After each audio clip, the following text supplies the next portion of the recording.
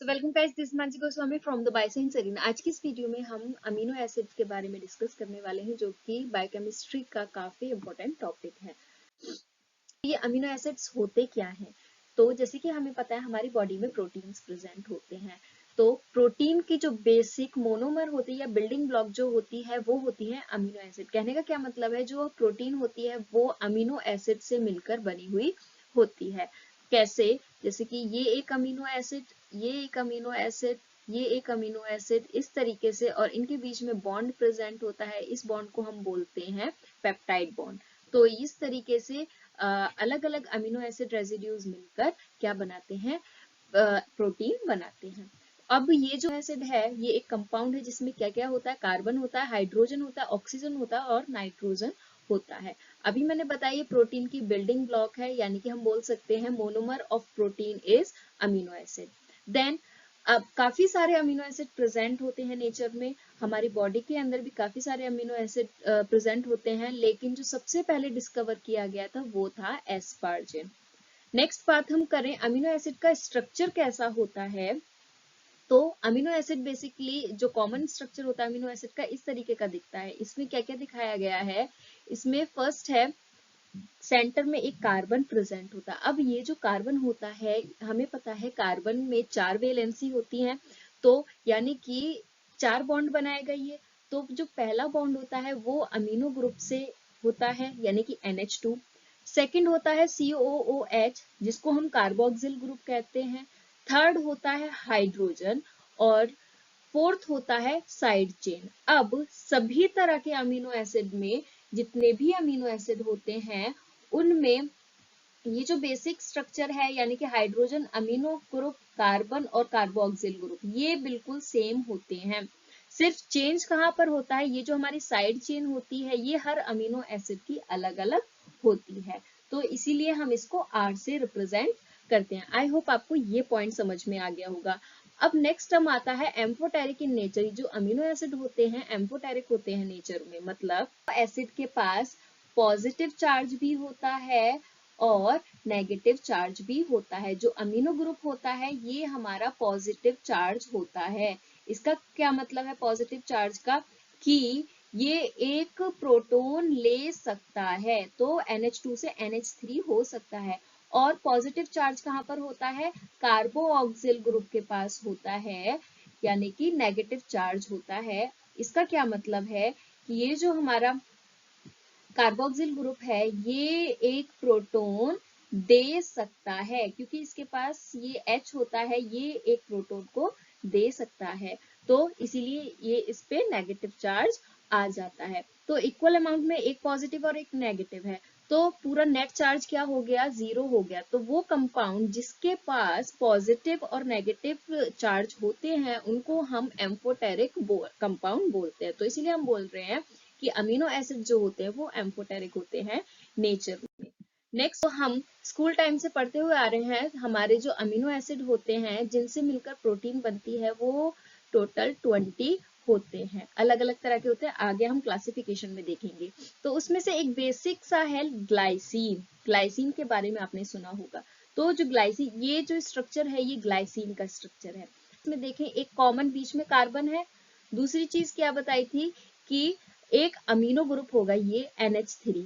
अभी वहां पर हमने NH2 देखा था, अब यहाँ NH3 क्यों है? क्योंकि मैंने बताया था जो अमीनो ग्रुप होता है ये पॉजिटिवली चार्ज हो जाता है कब? जब ये बाहर से एक प्रोटॉन ले लेता है। तो इसने एक प्रोटॉन ले लिया, यानी कि एक हाइड्रोजन ले लिया, तो इस पर चार्ज भी आ गया। तो इस चीज में कंफ्यूज नहीं होना है NH2 और NH3 कब लगाया हमने। नेक्स्ट बात करें कि एक हाइड्रोजन एटम होता है, उसके बाद कार्बोक्सिल ग्रुप होता है। अब इसके पास नेगेटिव चार्ज होगा, क्यों? क्योंकि COOH होता है, तो इसने अपना एक प्रोटॉन यानी कि एक हाइड्रोजन अपना डोनेट कर दिया है, इसीलिए अब ये क्या हो गया? COO हो गया और एक नेगेटिव चार्ज आ गया है। देन उसके बाद मैंने बताया था एक होता है R ग्रुप। ठीक है, अब ये R ग्रुप हर अमीनो एसिड में अलग होता है। तो जो ग्लाइसिन होता है, ग्लाइसिन में ये जो R ग्रुप यानी कि साइड चेन होती है वो होता है हाइड्रोजन। इसीलिए जो ग्लाइसिन होता है सिंपलेस्ट स्ट्रक्चर होता है अमीनो एसिड में। तो आई होप आपको ये पॉइंट भी क्लियर हो गया होगा। उसके बाद एक और चीज है यहाँ जानने वाली जिस कार्बन से हमारा अमीनो ग्रुप और कार्बोक्सिल ग्रुप दोनों अटैच होते हैं तो उस कार्बन को हम बोलते हैं अल्फा कार्बन। उस कार्बन को क्या बोलेंगे? अल्फा कार्बन बोलते हैं। अब दूसरा अमीनो एसिड का स्ट्रक्चर अगर हम देखें लाइसिन, तो इसमें भी अगर हम देखें ये एक कार्बन है हमारा, इस कार्बन से हमारा एक अमीनो ग्रुप अटैच है NH3 पॉजिटिव चार्ज, और 3 क्यों है, 3 हाइड्रोजन क्यों है, ये मैं बता चुकी हूँ। उसके बाद एक कार्बोक्सिल ग्रुप हो गया, तीसरी चीज क्या होगी, हाइड्रोजन हो गया, और ये जो इतना बड़ा आपको ये चेन दिख रही है ये है लाइसिन की आर ग्रुप, यानी कि साइड चेन है। तो हर अमीनो एसिड में अलग अलग होती है। अब हम अगर हम इसमें देखें तो मैंने अल्फा कार्बन किसको बताया, जिसके पास कार्बोक्सिल ग्रुप और अमीनो ग्रुप दोनों प्रेजेंट होते हैं। तो इसमें अल्फा कार्बन कौन सा हो गया, this one is alpha carbon. अब उसके बाद हम देखें और भी कार्बन है, तो अल्फा कार्बन के बाद ये जितने भी कार्बन होंगे सीरियल वाइज, जैसे हम लिखते हैं ना 1 2 3 4 इस तरीके से, तो ये ग्रीक वर्ड्स होते हैं, ग्रीक लेटर होते हैं, अल्फा बीटा, देन उसके नीचे गामा डेल्टा एप्सिलॉन, इस तरीके से। तो इन कार्बन की नंबरिंग हम इस तरीके से कर सकते हैं। अब उसके लाइसिन के बारे में एक और इंटरेस्टिंग चीज जानने वाली है क्या, अगर हम इसमें देखें NH3 एक और अमीनो ग्रुप जुड़ा हुआ है लाइसिन के आर ग्रुप में, तो इसका क्या मतलब है, तो इसीलिए हम लाइसिन को हम क्या बोल सकते हैं, एप्सिला अमीनो एसिड बोलते हैं या एप्सिला लाइसिन बोलते हैं। ये कॉम्पिटिटिव एग्जाम में जनरली पूछ लिया जाता है एप्सिलन अमीनो एसिड कौन सा है, तो लाइसिन है। ऐसा क्यों, क्योंकि लाइसिन में क्या है, कार्बन एप्सिला से हमारा अमीनो ग्रुप जुड़ा हुआ है, तो इसलिए हम इसको एप्सिलन अमीनो एसिड भी बोल देते हैं। सिंपल सा फंडा है। नेक्स्ट हम बात करें अमीनो एसिड की क्लासिफिकेशन के बारे में। तो अमीनो एसिड को अलग अलग पैरामीटर पर क्लासिफाई किया गया है। अगर हम सबसे पहले बात करें ग्रुप से क्या मतलब है कि जो हमारी आर चेन है यानी कि साइड चेन है, उसमें अलग अलग तरह के फंक्शनल ग्रुप भी प्रेजेंट हो सकते हैं, तो उस बेस पर भी इनको डिफरेंशिएट किया गया, aliphatic, aromatic, amino, amide, immuno, इनको हम डिटेल में डिस्कस करेंगे। देन नेक्स्ट है रिक्वायरमेंट के बेस पर। कहने का क्या मतलब है कि कुछ अमीनो एसिड्स ऐसे होते हैं जिनको हमारी बॉडी खुद ही सिंथेसाइज कर लेती है, खुद ही बना लेती है, तो हमें बाहर से डाइट की फॉर्म में लेने की जरूरत नहीं पड़ती, तो उनको हम बोलते हैं नॉन एसेंशियल अमीनो एसिड। लेकिन कुछ अमीनो एसिड्स ऐसे होते हैं जो हमारी बॉडी अपने आप सिंथेसाइज नहीं कर सकती, हम उनको डाइट के थ्रू लेते हैं, डेयरी थ्रू हम उनकी रिक्वायरमेंट पूरी करते हैं अपनी बॉडी में, तो वो होते हैं असेंशियल अमीनो एसिड। इनके बारे में भी डिस्कस करेंगे। देन है नेचर के बेस पर। नेचर से क्या कहने का मतलब है कि अमीनो एसिड का नेचर कैसा होता है। कुछ अमीनो एसिड होते हैं पोलर से क्या मतलब है, हाइड्रोफिलिक यानी कि वाटर लविंग। कुछ होते हैं नॉन पोलर यानी कि हाइड्रोफोबिक, जो वाले होते हैं। अब पोलर में भी दो तरह के आते हैं। कुछ अमीनो एसिड्स ऐसे होते हैं जिन पर चार्ज प्रेजेंट होता है, या तो पॉजिटिव चार्ज प्रेजेंट होगा या नेगेटिव चार्ज प्रेजेंट होगा। वो भी चार्ज अमीनो एसिड की जो आर ग्रुप होता है यानी कि जो साइड चेन होता है उस पर पॉजिटिव चार्ज भी प्रेजेंट हो सकता है, नेगेटिव चार्ज भी प्रेजेंट होता है, तो इसके बेस पर भी इनको डिफरेंशिएट किया गया है। देन लेकिन कुछ अमीनो एसिड ऐसे होते हैं जो पोलर तो होते हैं लेकिन उन पर कोई चार्ज प्रेजेंट नहीं होता है। तो इस अक्रेंस के बेस पर यानी कि कुछ अमीनो एसिड हमारे प्रोटीन सिंथेसिस में हेल्प करते हैं, उनको हम बोलते हैं स्टैंडर्ड अमीनो एसिड। कि कुछ अमीनो एसिड ऐसे होते हैं जो प्रोटीन सिंथेसिस में हेल्प नहीं करते हैं, उनको हम नॉन स्टैंडर्ड बोलते हैं। इनको आपने पढ़ा भी होगा, 20 अमीनो एसिड्स अब रिसेंटली 22 हो गए हैं, तो वो स्टैंडर्ड होते हैं। इनके बारे में भी हम एग्जाम्पल के साथ देखेंगे। नॉन स्टैंडर्ड अमीनो एसिड्स हैं। स्टैंडर्ड अमीनो एसिड ऑब्वियसली वो जो प्रोटीन सिंथेसिस में डायरेक्टली हेल्प करते हैं। हमारे सेल के अंदर काफी सारे अमीनो एसिड्स प्रेजेंट होते हैं लेकिन उनमें से सिर्फ 20 ही अमीनो एसिड प्रोटीन सिंथेसिस में हेल्प करते हैं या प्रोटीन। तो ये है 20 अमीनो एसिड्स जिनको हम 3 लेटर कोड से भी डिनोट करते हैं, और शॉर्ट फॉर्म में करना हो तो इनको सिर्फ 1 लेटर से भी डिनोट करते हैं। इनका जो कोड है ये याद रखने जरूरी, क्योंकि काफी सारे कॉम्पिटेटिव एग्जाम में सिर्फ इनके 1 लेटर कोड से ही इनसे रिलेटेड क्वेश्चंस आ जाते हैं।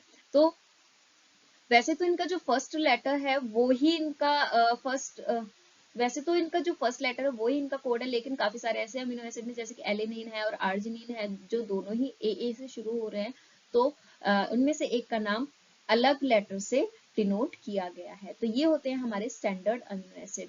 नेक्स्ट है नॉन स्टैंडर्ड अमीनो एसिड, वो जो प्रोटीन सिंथेसिस में डायरेक्टली इन्वॉल्व नहीं होते हैं। तो वो जो प्रोटीन सिंथेसिस में नहीं इन्वॉल्व होते हैं, तो उनमें से ये कुछ मेन है हमारे 4 हाइड्रोक्सी प्रोलीन जो कि डेरिवेटिव है प्रोलीन का। नेक्स्ट है 5 हाइड्रोक्सी लाइसिन जो लाइसिन का डेरिवेटिव है। नेक्स्ट है गामा कार्बोक्सी ग्लूटामेट जो कि प्रोथ्रोम्बिन प्रोटीन में पाया जाता है, which is a blood clotting protein.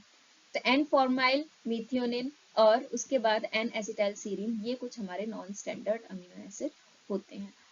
इसी में ही अगर हम असेंशियल नॉन असेंशियल की भी बात कर लें, तो ये जो हमारे 20 अमीनो एसिड्स होते हैं, इनमें से हमारे 9 असेंशियल अमीनो एसिड होते हैं। कौन कौन से होते हैं वो? पहला है मिथियोनिन, दूसरा है threonine, third one is histidine, then valine, उसके बाद ल्यूसीन और लाइसीन, ट्रिप्टोफन, आइसोल्यूसीन और फिनाइल एलिनीन। ये हमारे असेंशियल अमीनो एसिड होते हैं, यानी कि हमें डाइट के थ्रू लेने पड़ते हैं, और जो भी बच गए हैं ये हमारे नॉन असेंशियल अमीनो एसिड होते हैं। I hope I am clear with this point.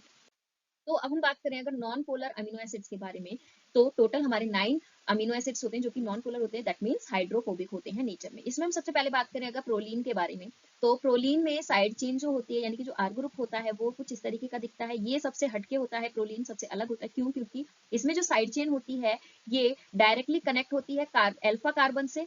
Alpha carbon बताया था कौन सा होता है, और नाइट्रोजन से, दोनों से ही कनेक्ट होती है, इसीलिए प्रोलीन सबसे अलग होता है। इसी प्रॉपर्टी की वजह से ये मोस्ट रिजिड अमीनो एसिड होता है। नेक्स्ट अगर हम बात करें फिनाइल एलिनीन और ट्रिप्टोफन, इनका भी आपको स्ट्रक्चर और सभी से अलग दिख रहा होगा। क्यों? क्योंकि इसमें रिंग प्रेजेंट है दोनों में। तो वो कंपाउंड जिसमें रिंग प्रेजेंट होती है उनको हम एरोमेटिक कंपाउंड बोलते हैं। तो फिनाइल एलिनीन और ट्रिप्टोफन क्या है? एरोमेटिक रिंग कंटेन करते हैं, तो एरोमेटिक अमीनो एसिड है। नेक्स्ट हम बात करें में अगर हम देखें जो ट्रिप्टोफन होता है, ट्रिप्टोफन में जो रिंग प्रेजेंट होती है इसको हम इंडोल रिंग कहते हैं, और फिनाइल एलिनीन में फिनाइल रिंग प्रेजेंट होती है। Next one is methionine. Methionine में सल्फर प्रेजेंट होता है, उसकी साइड चेन में क्या होता है? सल्फर प्रेजेंट होता है। ये इसको हम सल्फर कंटेनिंग अमीनो एसिड बोल सकते हैं। अब ये जो हमारे कंपाउंड बचे ये होते हैं हमारे एलिफेटिक। एलिफेटिक से क्या मतलब है? जो कि ओपन चेन कंटेन करते हो।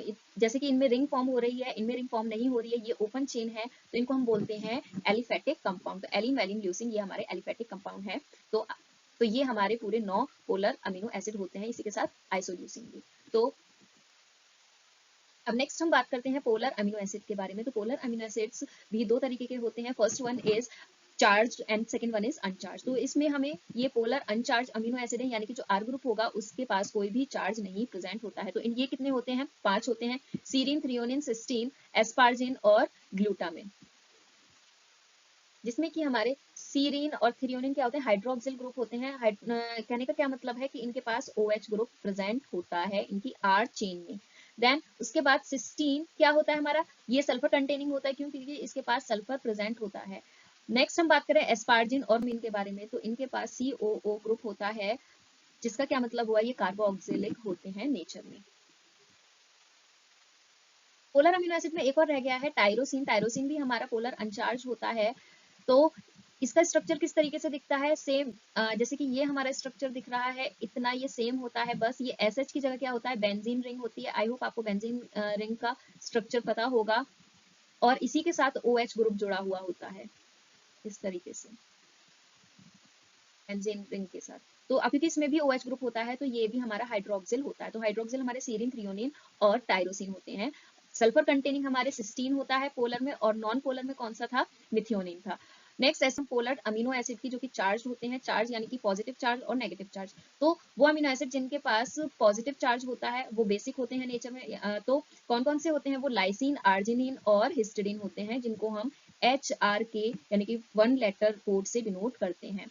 तो ये पॉजिटिव होते हैं नेचर में, यानी कि पॉजिटिवली चार्ज होते हैं। क्यों? क्योंकि इनके जो अमीनो एसिड जो इनका साइड चेन यानी कि आर ग्रुप होता है, इनके पास पॉजिटिव चार्ज प्रेजेंट होता है। जैसे कि इसमें हम लाइसिन में देखें NH3, इसके पास एक पॉजिटिव चार्ज है।